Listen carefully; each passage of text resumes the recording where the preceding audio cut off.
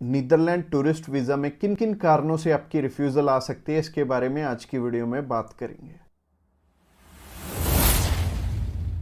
Subscribe कीजिए हमारे इस चैनल को और टूरिस्ट वीज़ा में आने वाले अपडेट्स के बारे में अप टू डेट रहिए। तो जहां तक बात की जाए आज के टाइम में रिफ्यूज़ल्स की, रिफ्यूज़ल रेट बहुत ज़्यादा पीक पे हैं और जैसे कि मैंने बताया 4 बारी अप्लाई करके 5 बारी अप्लाई करके भी लोग बैठे हैं जिनको कि समझ में नहीं आ रहा कि उनका रिफ्यूज़ क्यों हुआ है। तो सबसे बड़ी इसमें दिक्कत होती है रिक्वायरमेंट्स की। एक एम्बेसी की जो रिक्वायरमेंट है ना, वो ना तो आपको किसी साइट से मिलेगी और ना ही इसमें इलेबोरेट आपको एम्बेसी करेगी। चाहे उन्हें खुद फोन लगा लेना, चाहे आप वीएफएस को फोन लगा लेना, वो भी आपकी हेल्प नहीं करेंगे। और तीसरी चीज आती है यहाँ पे कंसल्टेंट्स। बहुत सारे कंसल्टेंट्स हैं, बहुत कुछ जानते होते हैं, वो आपको इसलिए नहीं बताते क्योंकि उस काम को करने में हो सकता है 2 मंथ या 3 मंथ या फिर 6 मंथ का टाइम जाए। तो मेनली बात यही है कि जब भी हमने टूरिस्ट वीज़ा अप्लाई करना है, हम ध्यान से देख लें कि हमारी रिक्वायरमेंट पूरी हो रही है और किसी अच्छे कंसल्टेंट के थ्रू ही अप्लाई करना। मैं तो एक चीज बोलता हूं कि बड़े नाम के पीछे तो कभी मत जाना। देखो, अभी कोई बड़ा नाम है तो उन्हें कोई फर्क नहीं पड़ता कि आपका वीजा आए चाहे आपका रिफ्यूज हो। बट हाँ, जैसे हमारे जैसी कंपनीज हैं जो कि अप्लाई करने का भी खर्चा बहुत कम लेते हैं और इसके बाद भी आपको पूरी पूरी सपोर्ट करते हैं हर एक फील्ड में, हर एक चीज में आपकी डॉक्यूमेंटेशन बहुत अच्छे से बनाते हैं। क्योंकि जितने नॉमिनल कोस्टिंग हम लेके चल रहे हैं ना, अगर आपका वीजा आएगा तभी हमारा बेनिफिट है। अगर आपका वीजा आएगा, आप 10 रेफरेंस हमें दोगे तभी हमारा बेनिफिट है, अदरवाइज हमारा कोई बेनिफिट नहीं है। जो पर्सन आपसे ऑलरेडी 25,000 50,000 रुपए एडवांस में ले रहा है, उन्हें आपकी प्रोफाइल से कोई मतलब नहीं है। अच्छा, दूसरी तरह के कंसल्टेंट ये हैं कि जो हायर साइड पे 20-25,000 रुपए आपसे पहले भी लेते हैं और 10 लाख रुपए बाद में भी लेंगे। उन्हें भी आपकी प्रोफाइल से बहुत हद तक कोई मतलब नहीं है क्योंकि उन्होंने आपसे एडवांस ले लिया है और उन्हें यह फर्क नहीं पड़ता कि आपका वीजा आए या ना आए। वो अगर 10 केस अप्लाई करेंगे तो उसमें से एक वीजा तो वैसे ही आ जाता है, तो उनके 10 लाख रुपए तो वैसे ही बन गए। तो उन्होंने आपकी टेंशन क्यों लेनी है? तो सिंपल सी बात है, मैंने आपको अपना मोटिव बता दिया है कि हम रिक्वायरमेंट आपकी अच्छे से क्यों फुलफिल करवाते हैं जब भी आपने टूरिस्ट वीज़ा अप्लाई करना होता है। क्योंकि हमें आपसे बहुत कम पैसे मिलने हैं। अगर आपका वीज़ा नहीं आएगा, आपसे हमें रेफरेंस नहीं मिलेंगे, तो हमारा फायदा ही नहीं है इस काम में आने का। इसके अलावा पहला रीज़न तो हो गया जो कि रिक्वायरमेंट के ऊपर है कि रिक्वायरमेंट अपनी बहुत अच्छे से समझ लेना और पूरी कर लेना, तभी वीजा अप्लाई करना। और दूसरा रीजन है कि आपके फाइनेंशियल डॉक्यूमेंट्स बहुत अच्छे से फुलफिल नहीं हुए होते। तो फाइनेंशियल डॉक्यूमेंट्स अगर अच्छे से पूरे नहीं होंगे तो एम्बेसी आपको वीजा, आप ही बताइए, कैसे देगी? उन्हें एक प्रॉपर प्रोफाइल चाहिए, उन्हें ऐसी प्रोफाइल चाहिए कि स्टेप बाय स्टेप आपके सारे डॉक्यूमेंट्स आपस में मैच कर रहे होने चाहिए। जैसे कि आपका जो ऑक्यूपेशन है, वहां से आपकी कितनी मंथली इनकम आ रही है और क्या वो उसी प्रोफेशन से इनकम आ रही है आपकी, और आपके फाइनेंशियल्स आपस में मैच कर रहे होने चाहिए, तभी आपका वीजा लगेगा।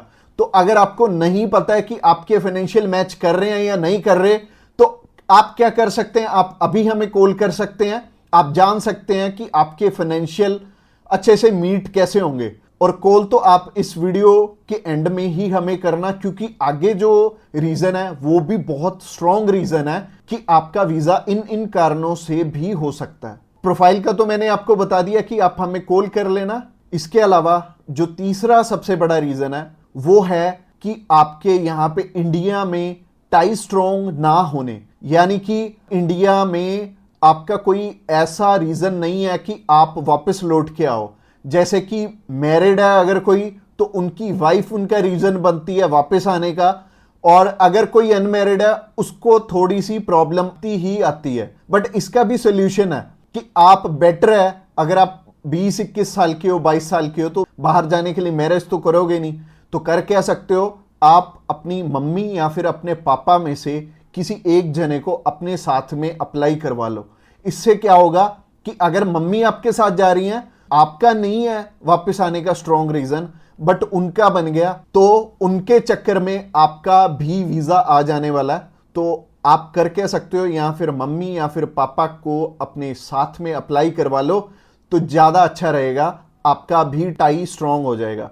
तो तीसरा रीजन हो गया। रीजन नंबर 4 की तरफ बढ़ते हैं। और जो चौथा रीजन है वो ये रीजन है कि आप यहां पे घूमने के लिए जा रहे हो, आपका पर्पस मैटर करता है। जब आप कवरिंग लेटर बना रहे हो, तो कवरिंग लेटर ये तो आपके हाथ में नहीं है, ये तो आपके कंसल्टेंट के हाथ में है कि आपका पर्पस बहुत ज्यादा स्ट्रांग होना चाहिए, तभी आपको एक कंट्री वीजा देगी।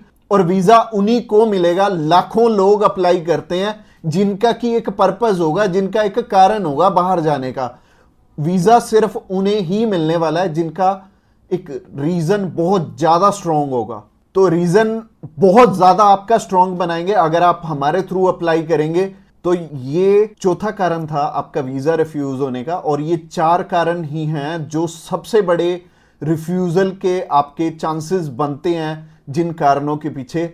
ये चारों चीजें अपनी ठीक कर लो। और जैसे मैंने पर्पस में बताया, पर्पस आपका बहुत ज्यादा स्ट्रांग हो जाएगा अगर आप हमारे थ्रू अप्लाई करेंगे। तो अगर आप हमारे थ्रू अप्लाई करना चाहते हैं, आप जानकारी लेना चाहते हैं कि आपके रिक्वायरमेंट पूरी है, क्या आपके फैमिली टाइज स्ट्रांग है, तो आप अभी हमें कॉल करके पता कर सकते हैं कि क्या आपकी रिक्वायरमेंट अच्छे से पूरी है, क्या आपके फाइनेंशियल डॉक्यूमेंट जो कि सबसे ज्यादा इंपॉर्टेंट है आपस में मैच कर रहे हैं। इसके अलावा जो तीसरा कारण था वो था आपके फैमिली टाइज कितने स्ट्रांग है। इसके अलावा चौथा कारण है कि आपका पर्पस हम कितना स्ट्रांगली लगाएंगे।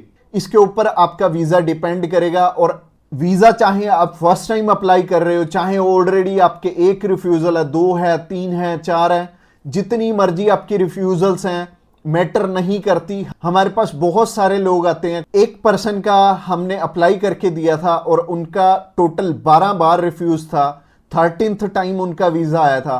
और मोस्टली लोग 1 बारी, 2 बारी, 3 बारी, तो बहुत सारे लोग रिफ्यूज होते हैं। कई लोग तो 4-4, 5-5, 6-6 बार रिफ्यूज होते हैं।